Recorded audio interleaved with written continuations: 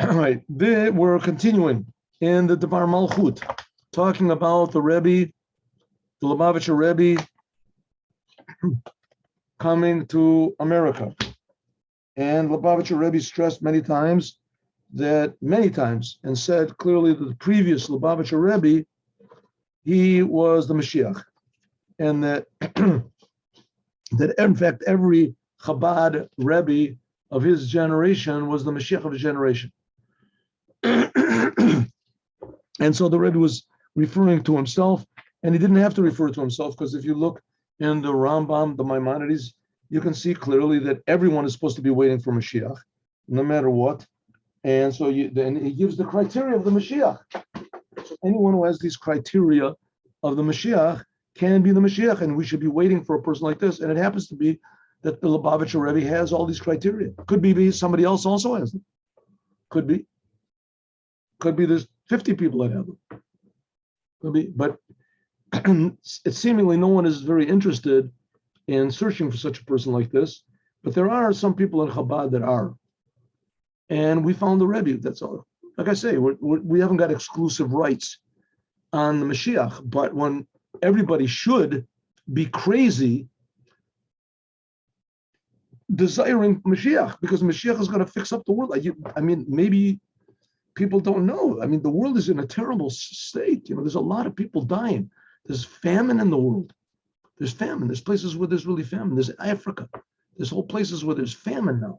You don't even read about it in the newspapers, right? The newspapers every day in Israel. Oh, Israel did this. A Jew threw a stone at an Arab. Headlines. In Africa, 1 million people died. Nobody cares about it. It's not written. Maybe if there's room in the paper, they write it in the bottom. Life is just, it almost makes you cry just thinking about how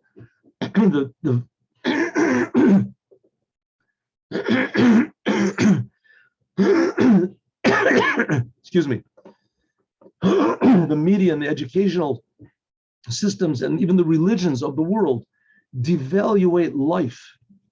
It's just shocking. It's just shocking. I think maybe, and listen, I could be wrong, but I think one of the few places that they really have a genuine, healthy value of life is in Africa. These countries in Africa, right? I mean, you can say, no, they're barbaric, right? The Yiddish, and they're nowhere near as barbaric as the Nazis were, as the Japanese, as the Russians were. They killed scientifically, in cold blood, people they don't even know over there. So there's wars between tribes. I mean, it's also terrible.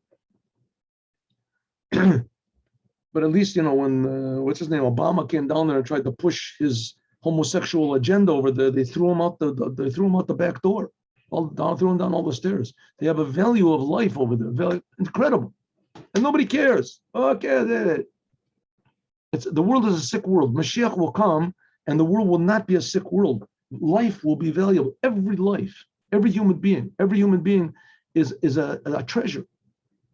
Every human being. Doesn't make any difference where they are, even if you never saw them before. They're living in some places in the middle of, who knows, the jungle, in the what is it, the Amazon jungle. Nobody ever saw them. Nobody heard them. They never saw anybody. They never heard anybody before. Nevertheless, every human being is a human being, made in God's image. That's what Mashiach is going to bring. So we should be looking with a magnifying glass, trying to find who this person is, until we discover that he did something wrong, like Rabbi Akiva with Bar Kotzila. So until further notice, the Lubavitcher Rebbe is the Mashiach. And if you think he's not the Mashiach, so find somebody else's Mashiach. I don't care, but everybody should be crazy about finding Mashiach. And because of the lack of knowledge, that's why all these missionaries, their names should be blotted out forever. It's just so disgusting how they they can convince everybody that this guy is Mashiach. I mean, it's just the opposite of the truth. It's opposite of life. It's the opposite of the Torah. It's the opposite of common sense.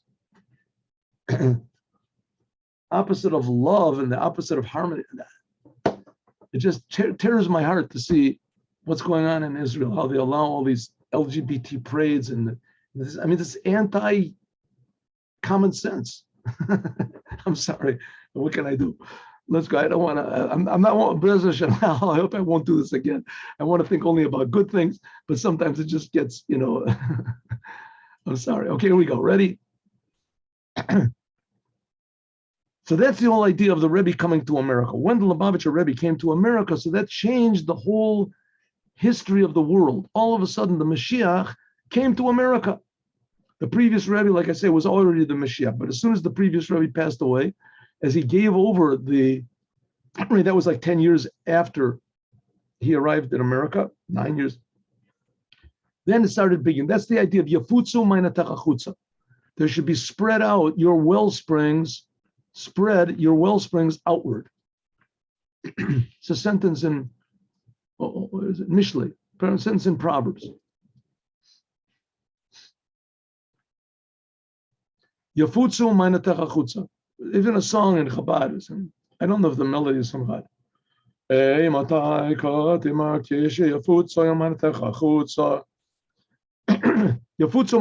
What does this mean? The Baal Shem Tov, when he was like, I don't know, something like 27 years old or something, one Rosh Hashanah, he had an experience where his soul went up to the chamber of the Mashiach. And he asked the Mashiach, when are you going to come? And the Mashiach said, when there is spread out, when there is spread your well springs outward. What's that mean? When your well springs are spread outward. So these well springs, that's the teachings of Chassidut. The Torah is water, and Mayanotecha, the Mayan means the wellspring, that's the source of the water. That's the source of the Torah, where the Torah is connected to God. The godliness of the Torah, when that's spread out outward. Now the Rebbe is going to analyze all these three words because these three words are the key to bringing the Mashiach. And the Mashiach is the key to world health, world peace, world harmony, progress, world individuality. Dover Kamapami was said many times, Shekol Achat, that each one of these three words, Yefutzu, Manetach Chutza, this expresses something in serving God. Ubiyotam Lishonot B'Torah, because these are languages, these are terms which are written in the Torah, right, in the book of Proverbs. As more, this indicates that each one is somehow or other, Torah means teaching. Each one of them shows on, because it comes from the Torah, it comes from God. So therefore, even though King Solomon wrote it and King David wrote it, but they were just, God is coming through them. So each and every one of these words has a tremendously deep and true intention. Yafutzo means to spread out in a complete, true way. Mainotecha, well springs, in a true and a complete way. Chutza means in a true and a complete way. What does it mean? Now listen carefully, because this is what's going to bring Mashiach. Ma Pirush, what does it mean, Chutza b'shleimus? What does it mean that you have to spread out these well springs out? What does it mean, true, complete? Chutza, at first glance, this word chutza, this means exactly the opposite of being whole and complete. Sheshayach rach b'pinimis. Whole and complete is only relevant to God. God doesn't go out. There's nothing outside of God. What does it mean, spread out? Habiru said the explanation is like this. Kevin shechutza is a language in the Torah, and it says that you have to spread out the well springs, spread the well springs out. So this indicates on a true inyan of outside. What does this mean? The fact of the matter is that there's nothing outside of God. God forbid. Like it says, Ein od milvado, there's nothing except for God. There is nothing owed. There's not God and something else. God and the world. God is one. That's the message of the Jews. How can there be something outside? That's what it says in the Torah, that you have to spread the Torah outside. The intention is on outside as it is in regarding revealing godliness. The outside has to reveal godliness. Exactly the opposite. Only betoch and al yedei chutz, only by means of and through what's outside of God, namely the physical world where God is totally conceals himself. Only in this world is recognized the true oneness and complete wholeness of the truth of godliness. It was, where is God revealed? The true essence of God, where is it revealed? In this physical world. Now, everybody probably figures that when God is revealed, what does it mean? That this big blast of like light or fire or some sort of revelation of spirituality that just something like at Mount Sinai, right? That everybody was just totally knocked out and everybody just is transported into these upper levels of godliness. Well, it's not exactly so. True, at Mount Sinai, there was a tremendous blast of godliness. In the Holy of Holies, there was a blast of godliness, but that was only temporary. That's not the way God wants it to be. God, so to speak, temporarily negated the whole idea of outside. God showed there's nothing outside of him. But that's not what God wants. God wants there to be an outside, a world which is limited, where there's people, families, and the events that occur, time, place, money, properties, houses, children, all these things, all these details. That's called outside. You don't see God's oneness. Really, our job is to reveal that even in these apparently separate things, there's nothing separate. Like, for instance, miracles that are in nature. HaKoach, the power to reveal that the outside world is pure godliness. This is by means of what? Spreading out the well springs. Hafatzat, spreading out the well springs of the inside of the Torah. Like we're doing right now. But in a true and a complete way. And often that mitgaleh, that there is revealed the advantage and the concealed power and the potential which is in this physical world. Shehu Messiah, that it will help and reveal godliness. Adarab, in a higher way than it is in the higher worlds. All the angels, for instance, in the higher worlds, they really appreciate God. They really appreciate God. They're screaming out, they're loving God, but they have no idea what God is. No idea. They just know that God is enlivening them and that God is greater than them. And this just totally freaks them out. And they're all burning up to God and they're singing to God and they're saying, holy, holy, holy. And God is all these levels, like we learn in CHASSIDUT. But the angels would never dream that God really is involved and has attention on this physical world, on all the details of the physical world. The angels are interested in pure godliness, going out of even the spiritual limitations. Go out of all limitations, even going out of the spiritual. They just want God. They never would dream that that's not what God wants. That's what they want. What does God want? All the details in this physical world should be exactly according to what God wants. That's the Holy Temple. The Holy Temple was a building, physical building, but it was built exactly the way that God wants. And there was revealed a level of godliness that the angels could not imagine. They couldn't possibly deal with. Says the Rebbe, how can we make this whole world into a holy temple? That's the idea of CHASSIDUT. The Torah. But the inside of the Torah, how it's connected to God. When we learn this, take it to heart, and then utilize the lessons that are in CHASSIDUT in our day-to-day life, then that is what makes the revelation of God in this physical world. It hasn't happened yet in a big way, and maybe it is happening, but we just don't have eyes to see it. But nevertheless, that's the goal. And of course, this requires faith. You have to have faith that it's true, just like you have to have faith that the Torah is true, and you have to have faith that the Jewish people are true and that God exists. Yishlom, we can say that the power for this came from the first Rebbe of Chabad. When the first Rebbe of Chabad was put into prison, and he was redeemed on Yutet Kislev, on the third month, like we said before, the third month from Tishrei, that then began the main thing of spreading out the well springs out.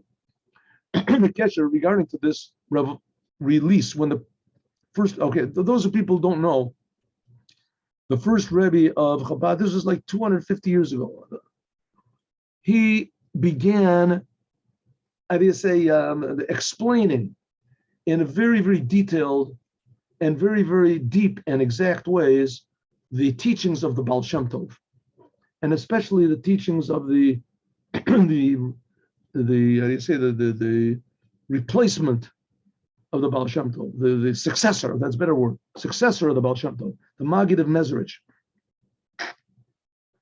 And he explained these ideas, especially in this book that we're learning now, Likkutei Torah.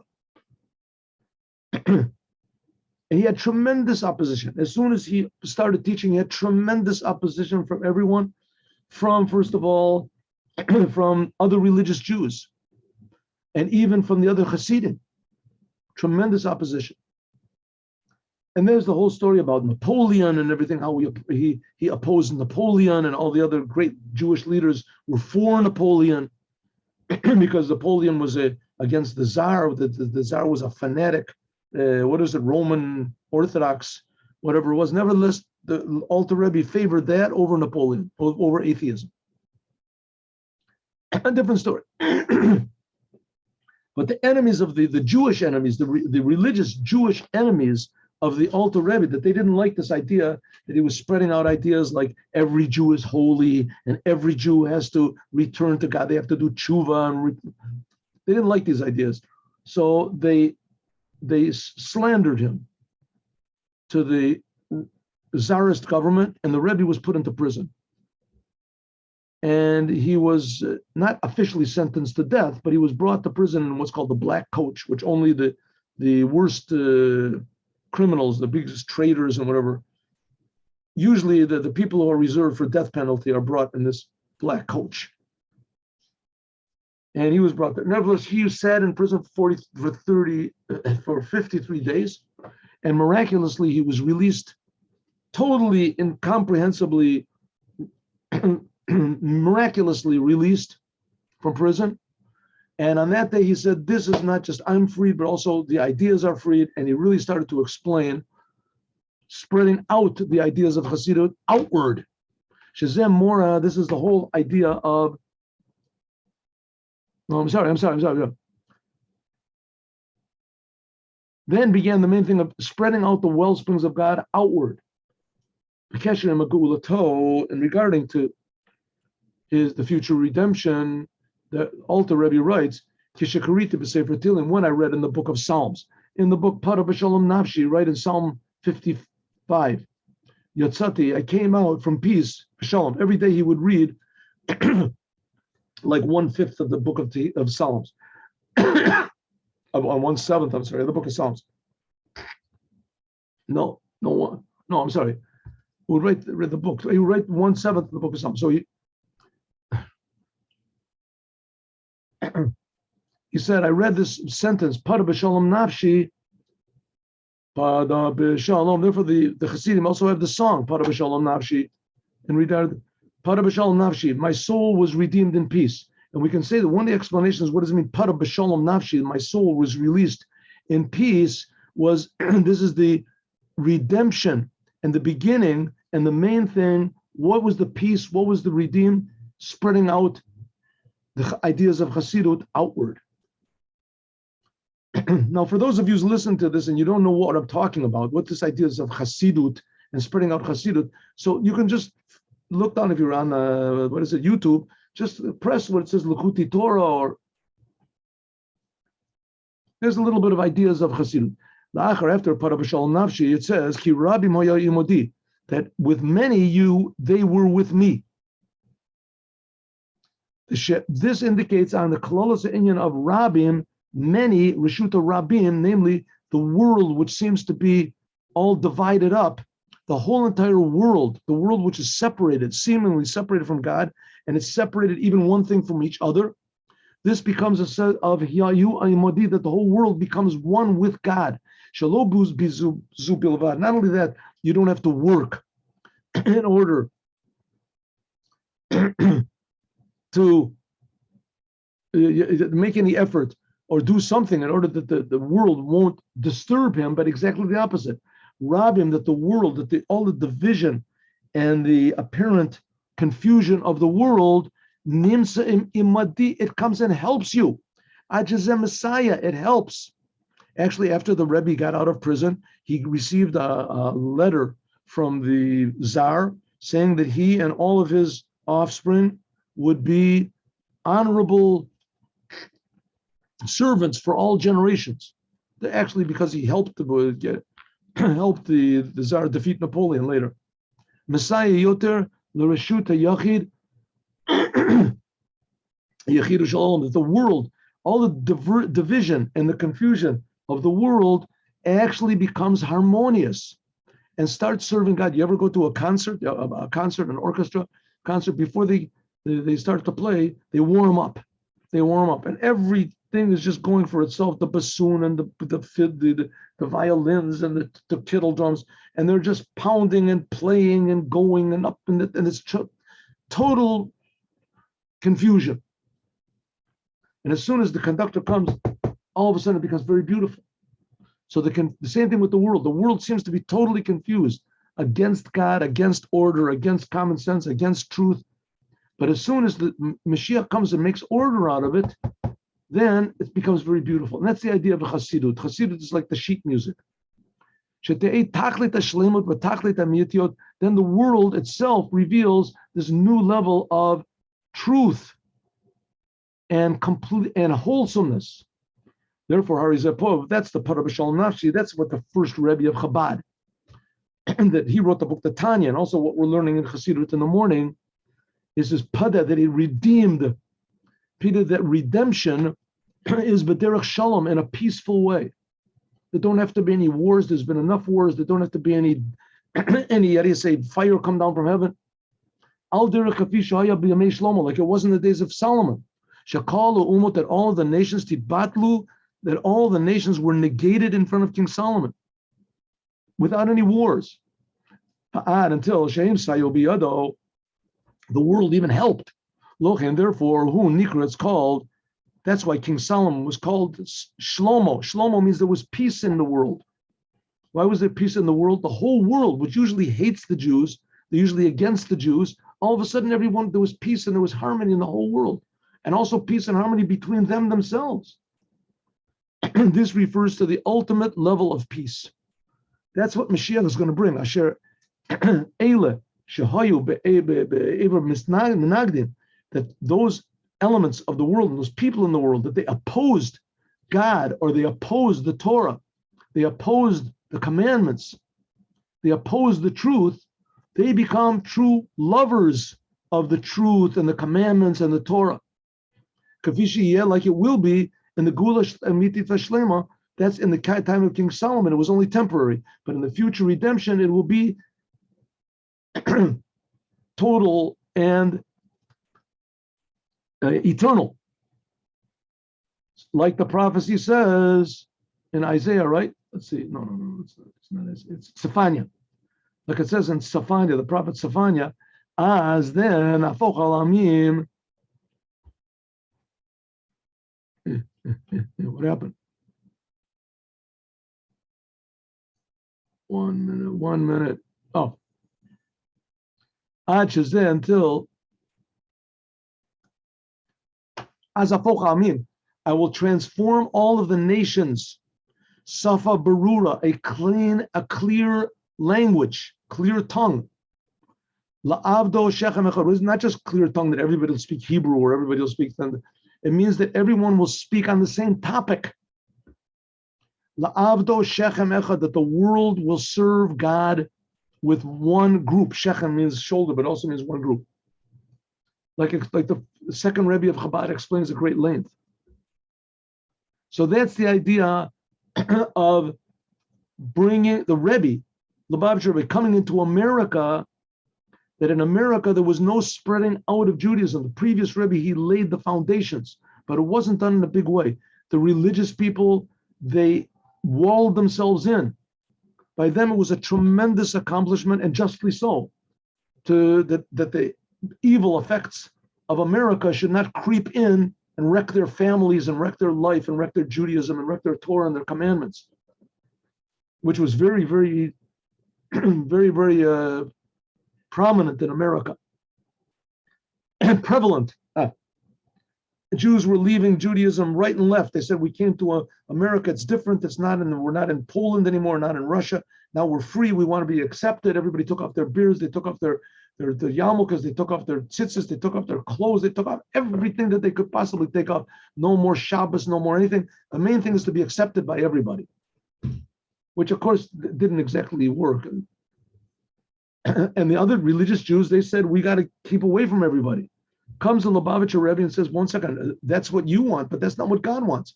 God wants that we should do what Abraham did, Av Hamon Goyim. The non-Jews are suffering. If they don't know what God is, they don't know what their creator is, then they're suffering under all these misconceptions of what is God and what is the Moshiach and what is truth.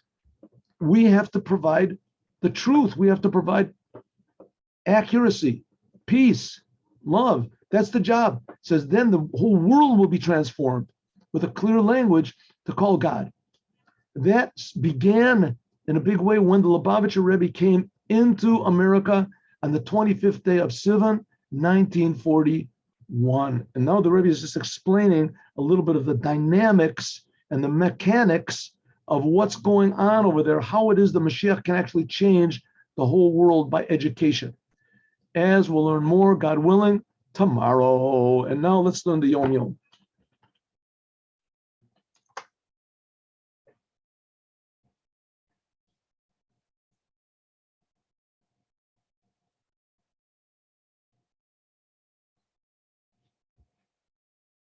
What happened?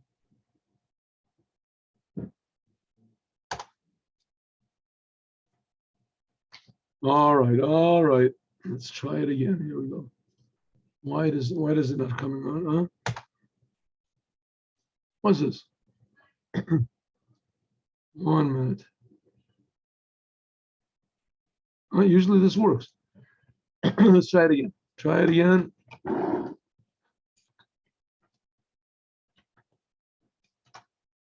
There we go. Bud.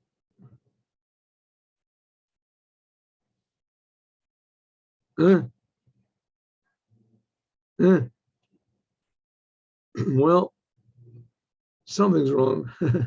Maybe it's wrong with me. Here we go. 1 second. I'll try this again. Let's try this something else. Doesn't work, huh? Why doesn't it work? Maybe the. All right. Let's find out over here. All right, my friends. We're going to have to do the Yom Yom in the afternoon. For some reason, it's not tuning in. God bless you all. Have a good day with Mashiach now. And we also have to do the Pirkei Avot, which we didn't do yesterday. Okay, confusing times. Have a good day. God willing. We'll see you all at 3 o'clock.